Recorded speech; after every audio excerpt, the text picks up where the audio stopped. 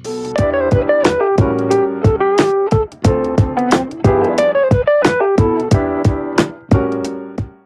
sahabat sehat RSA, kembali lagi di acara TikTok Tips dan Informasi Kesehatan RSA UGM. Kali ini bersama saya Syifa. Di episode-episode sebelumnya kita pernah bertemu dengan beberapa ahli. Salah satunya ada pembahasan tentang pengenalan Poliklinik Bisma, yaitu dengan Poliklinik Bisma ini sendiri merupakan poliklinik baru di RSA UGM untuk poli gagal jantung. Nah, untuk pagi ini kita kesempatan untuk membahas tentang seputar nutrisi tepat untuk pasien gagal jantung dengan ahli gizi di RSA UGM yang tidak lain tidak bukan, tidak diragukan lagi kemampuannya karena beliau sudah menjadi kepala instalasi gizi sejak RSA UGM berdiri. Dengan Ibu Yusmiati, Sarjana Gizi, selamat pagi. Selamat pagi, Mbak. Apa kabar Ibu Yus? Sehat nggih? Pagi ini kita akan membahas tentang nutrisi tepat untuk pasien gagal jantung, Bu. Sebelumnya untuk pasien gagal jantung itu pola makan seperti apa ya, Bu, yang harus diperhatikan bagi pasien gagal jantung? Ya, terima kasih Mbak Syifa. Kita akan sharingkan terkait dengan makanan yang tepat untuk diet jantung. Nah, untuk diet jantung ini yang utama diperhatikan adalah prinsip dengan kita harus memperhatikan diet gizi seimbang. Jadi selama ini memang masyarakat itu kan tidak banyak ya yang kemudian mengikuti pola gizi seimbang karena mungkin memang di masyarakat sudah berkembang pola makan yang memang banyak minyak, banyak lemak, kemudian juga banyak sekali beredar makanan-makanan junk food ya, yang itu juga bisa menyebabkan berbagai permasalahan di jantung. Itu saya banget, Bu. Nah, Sering makan junk food terus kayak boba gitu, pengaruh mboten nggih, Bu? iya Mbak, jadi di samping lemak yang tinggi juga makanan-makanan dengan tinggi gula. Jadi kalau tinggi karbohidrat tapi bukan karbohidrat kompleks. Jadi yang disebut kompleks dengan karbohidrat simpleks. Jadi simpleks itu maksudnya adalah karbohidrat sederhana. Yang ini nanti akan berpengaruh pada meningkatnya trigliserida di dalam darah ya. Jadi kalau kita melihat komposisi lemak, jadi di situ ada yang disebut dengan LDL, kemudian HDL, kemudian di situ juga ada kilomikron ya. Dan masing-masing tipologi dari lemak itu sendiri akan berpengaruh terkait dengan kesehatan jantung, Mbak. Jadi kalau kita pengen jantung kita sehat ya pola makannya harus sehat, pola hidupnya juga harus sehat. Dan itu harus dilakukan sejak dini, sejak masih muda, jangan sampai ketika sudah tua terus kita baru sadar kayak gitu ya, Bu. Maksudnya dari seumuran. Betul. Dari muda ngoten nggih, Bu, nggih. Betul, Mbak. Karena memang selama ini kan memang kalau kita lihat di media sosial kan punya pengaruh yang besar ya terkait dengan pemilihan menu ya, terutama untuk anak-anak muda nih. Pemilihan menu biasanya dipilih yang cepat saji gitu kan. Kalau cepat saji belum tentu semuanya sehat. Walaupun juga ada tipologi menu-menu tepat saji, kita juga bisa memilih yang lebih sehat. Misalkan ada jenis capcay ya, yang kemudian kita modif di dalamnya tidak perlu dengan banyak komposisi lemak, tetapi mungkin komposisi sayur ya yang diperbanyak di situ, Mbak. Kalau misal kayak salad gitu gimana, Bu? Untuk komposisi salad gitu. Ya. Kalau untuk penderita jantung kita modifikasi dari nanti mungkin campuran untuk pengganti mayones, Mbak. Jadi satu sendok makan mayones itu bisa menyediakan 250 kalori. Nah, hati-hati sekali ya karena kalorinya tinggi sekali.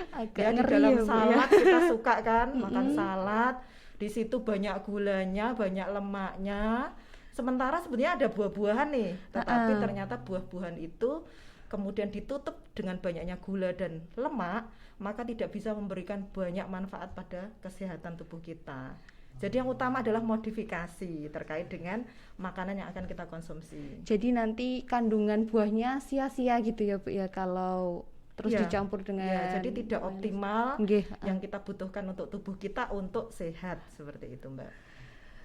Mantap. Untuk porsi makannya sendiri bagaimana, Ibu? Nah, porsi makan, jadi untuk pasien itu nanti kita melakukan pertama adalah dengan pengukuran dulu ya.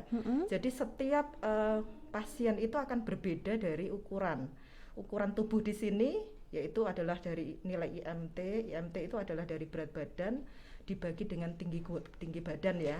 Nanti ada rumus tertentu ya untuk kemudian melihat IMT. Dari IMT kemudian kita juga harus melihat aktivitasnya seperti apa, ada faktor stresnya atau tidak, seperti itu ya. Kemudian baru kita hitung ya.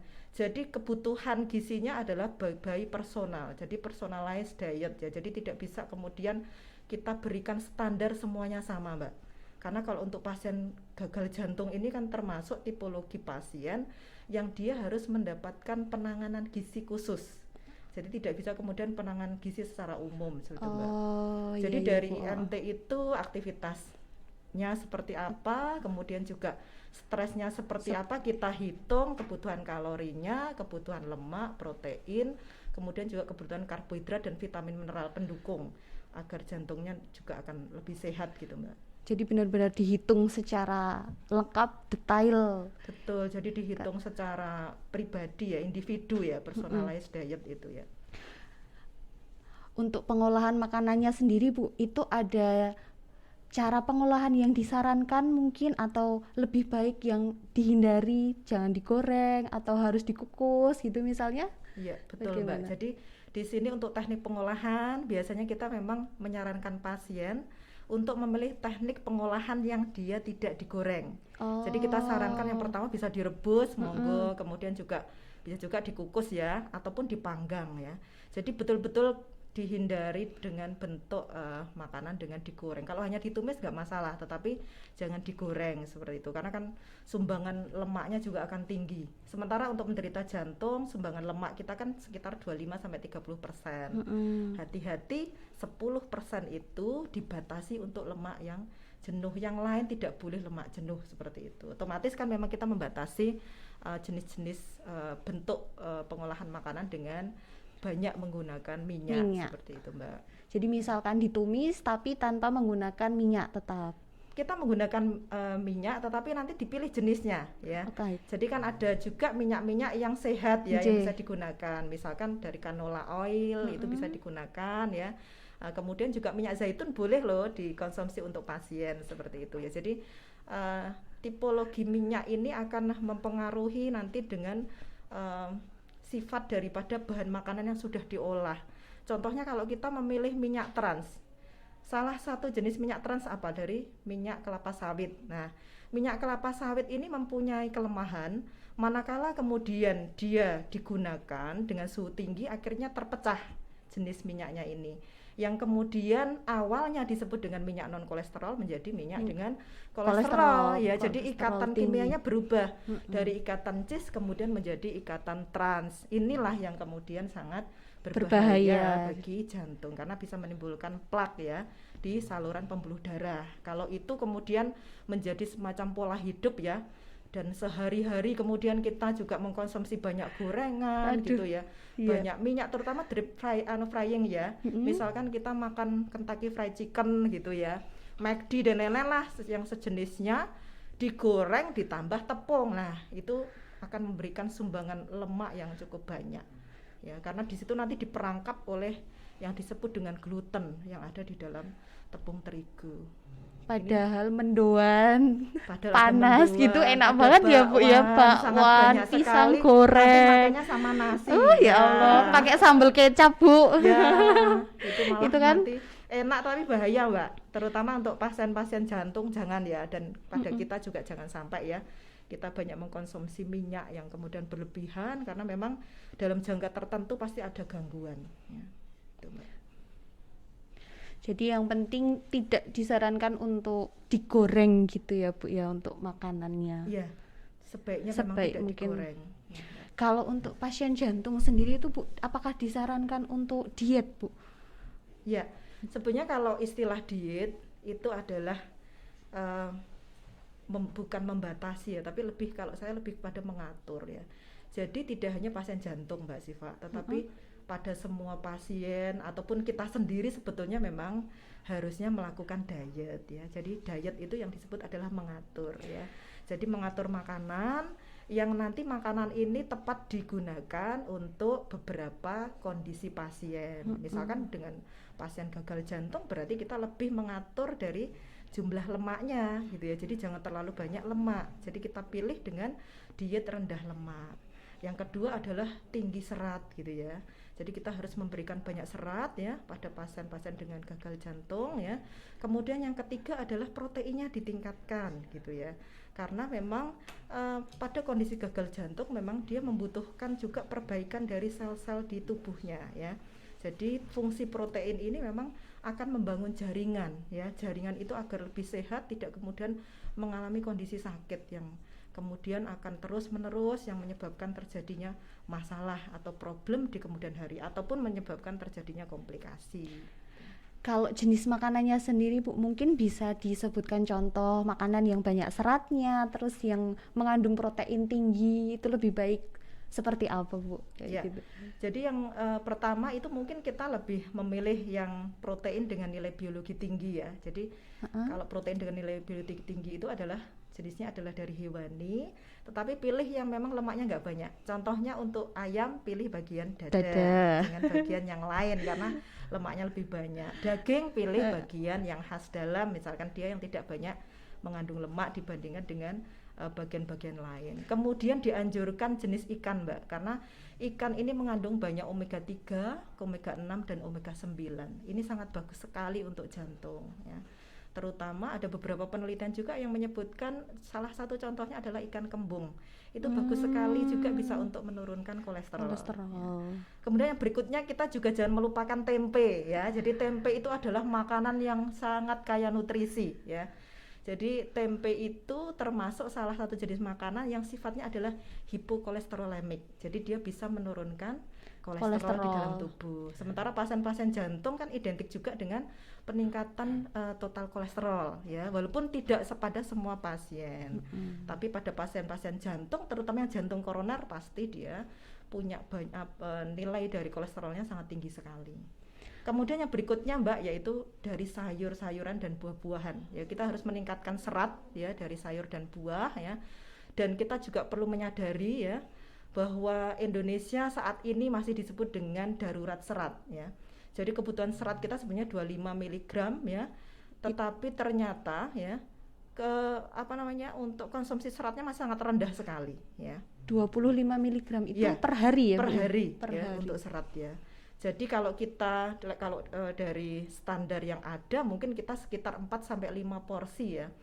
Itu bisa terdiri dari sayur dan buah-buahan. Tetapi coba kita lihat apakah menu kita selama ini sudah terdiri dari sekitar 4-5 porsi sayur atau buah ya. Selama ini memang kita sangat jauh sekali Mbak.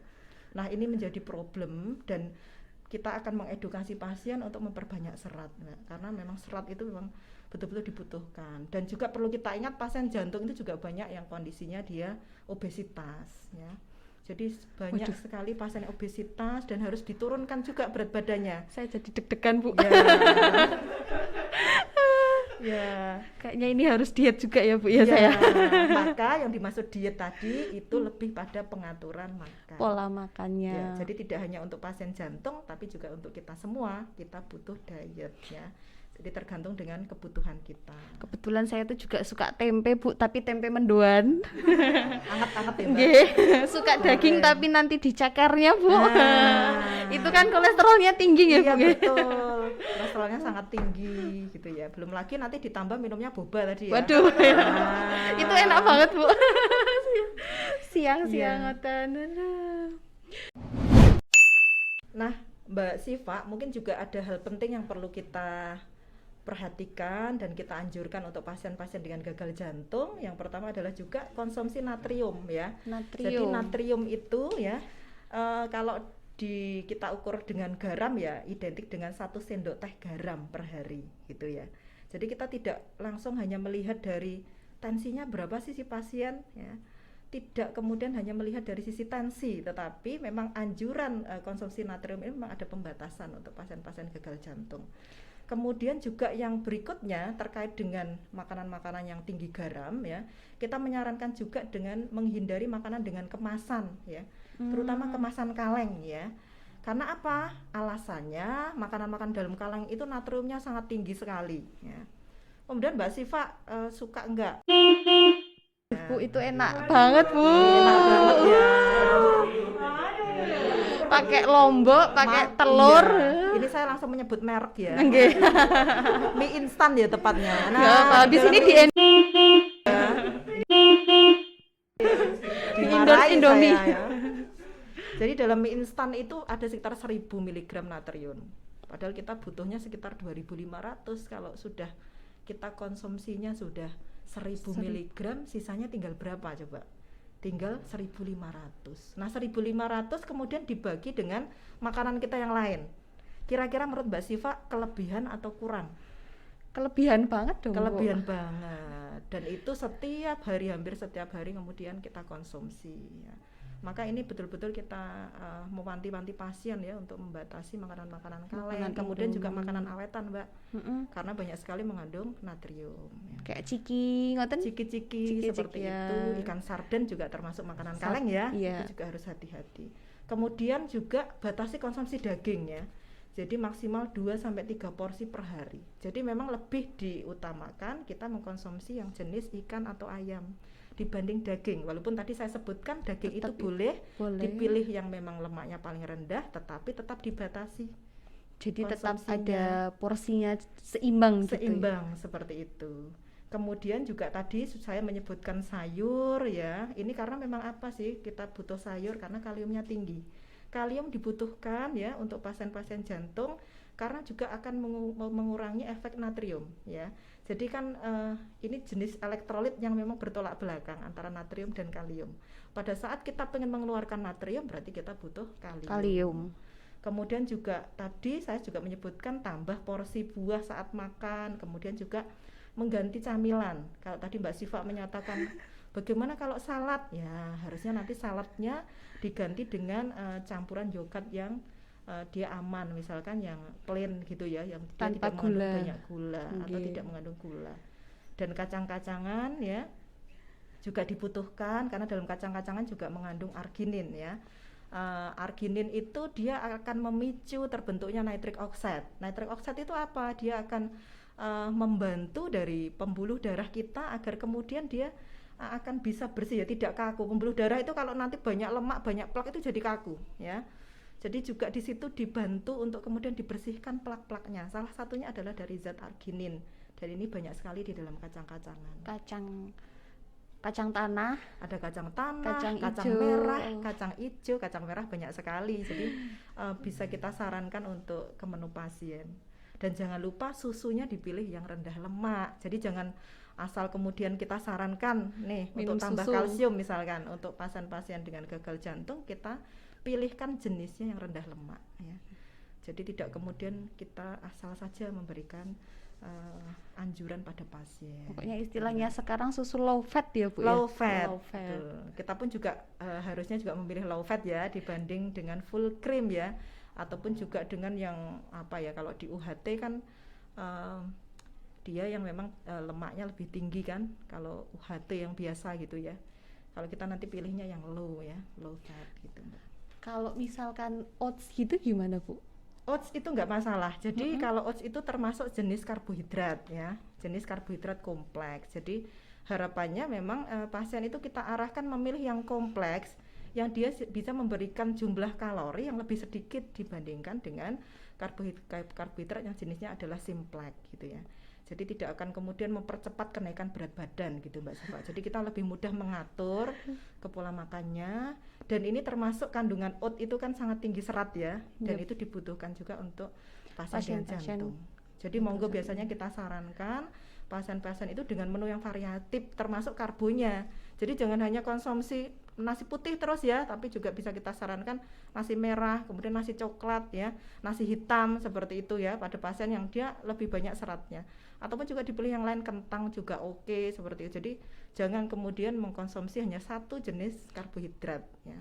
tetap harus dilengkapi dengan Tetap karbohidrat lengkapi dengan karbohidrat yang lain. Jadi kita nggak usah bingung kalau nggak ada nasi, Mbak, ya. Nggak ada nasi, tiwul pun oke, ya. Zaman dulu bapak saya katanya maemnya tiwul gitu, Bu. Ya, dan ternyata dulu ya dipandang sebelah mata kan tiwul. Sekarang tiwul itu malah dicari di mana-mana, ya. Karena termasuk jenis prebiotik, ya. Jadi akan memberi makan bakteri baik kita dalam usus. Nah, ini kan juga sebuah hal ya, hal yang bisa kemudian menambah kita semangat nih. Ternyata bukan makanan yang hanya dilihat sebelah mata ya, tapi ternyata dari nilai gizi itu bisa kita gunakan sebagai alternatif prebiotik gitu ya. Jadi kita tidak perulah ngambil prebiotik yang makanan non lokal. Makanan lokal kita banyak mengandung prebiotik gitu, Mbak. Berarti tetap disarankan untuk melakukan diet dalam hal ini mungkin dengan pengaturan pola gizi seimbang itu tadi ya, Bu ya. Setuju. Jadi untuk konsultasi diet sendiri, Bu, untuk pelayanan gizi di RSA UGM. Nah, pelayanan gizi di RSA UGM mudah-mudahan nantinya berkembang nggih. Yang pertama saat ini kita ada di Poli Penyakit Dalam, yaitu di Gedung Bima 2 ya.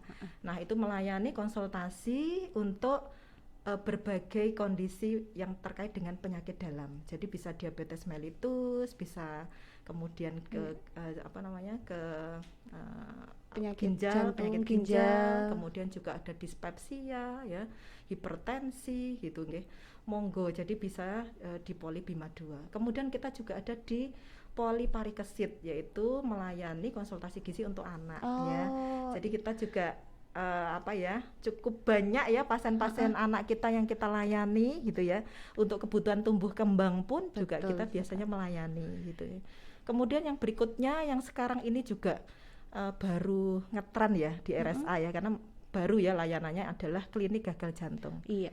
Dan alhamdulillah bahwa ahli gizi juga ikut berkecimpung ya di klinik gagal jantung. Itu biasanya setiap hari Kamis, Mbak. Setiap hari Kamis. Pukul berapa, Ibu? Mungkin sekitar pukul 10 ya. Pukul 10 pagi. Mudah-mudahan nanti semakin laris manis ya. Kemudian yang tidak lupa adalah dari layanan kita telemedicine. Nah, telemedicine ini adalah merupakan layanan konsultasi gizi yang juga nanti dia bisa diakses dari manapun, Mbak. Ya, saya juga pernah mendapatkan pasien dari Jakarta ya. Jadi tidak kemudian hanya pasien-pasien yang dekat ya, tapi pasien yang jauh pun kita bisa menjangkau dengan layanan telemedicine. Jadi nggak usah repot-repot nih untuk kemudian langsung ke RSA ya. Kalau nggak punya waktu, monggo bisa dengan telemedicine. Bisa gitu. Langsung bertemu konsultasi gizi bisa. dengan Ibu Yus langsung ya, ya, dan tim kita nanti ada di sana. Jadi ada saya, Yusmiati, kemudian ada Mbak Pratiwi Diniasari, ada Mbak Laila Elvizahra. Jadi kan nanti kita berbagi untuk jam polinya. Lengkap sekali untuk layanan gizi di RSA UGM. Ada layanan online, nanti bisa di Jumpa Dokter. Kemudian ada layanan di Poli Bima 2 dan ada layanan di Poli Anak ya tadi ya, Bu. Ya, jadi lengkap sekali untuk anak-anak, dewasa, untuk pelayanan online, konsultasi online juga ya, Bu. Dan ada satu PR, Mbak Siva. Nanti adalah pelayanan konsultasi gizi untuk MCU. Nah, mudah-mudahan nanti bisa terintegrasi ya. Jadi kebutuhan pasien yang sudah mendapatkan pelayanan di MCU itu bisa kita tangkap sebagai sebuah peluang ya. Jadi kita nanti harapannya bisa mengedukasi banyak masyarakat ya, terutama Civitas Hospitalia, juga termasuk dari UGM sendiri sebagai keluarga besar dari Rumah Sakit Akademik UGM. Mantap, terima kasih Ibu untuk sharing-sharingnya, sama-sama, lengkap Mbak. sekali. Semoga bermanfaat untuk sahabat sehat RSA. Informasi lebih lengkap tentang layanan gizi di RSA UGM silakan bisa dapat dilihat di website rsa.ugm.ac.id atau di Instagram @rsugm. Bisa juga langsung bertanya di kolom komentar kami, nanti akan langsung dijawab oleh ahli gizi terbaik kami. Sampai bertemu di episode-episode TikTok, tips dan informasi kesehatan selanjutnya. Terima kasih, salam sehat. Terima kasih semuanya. Sama-sama.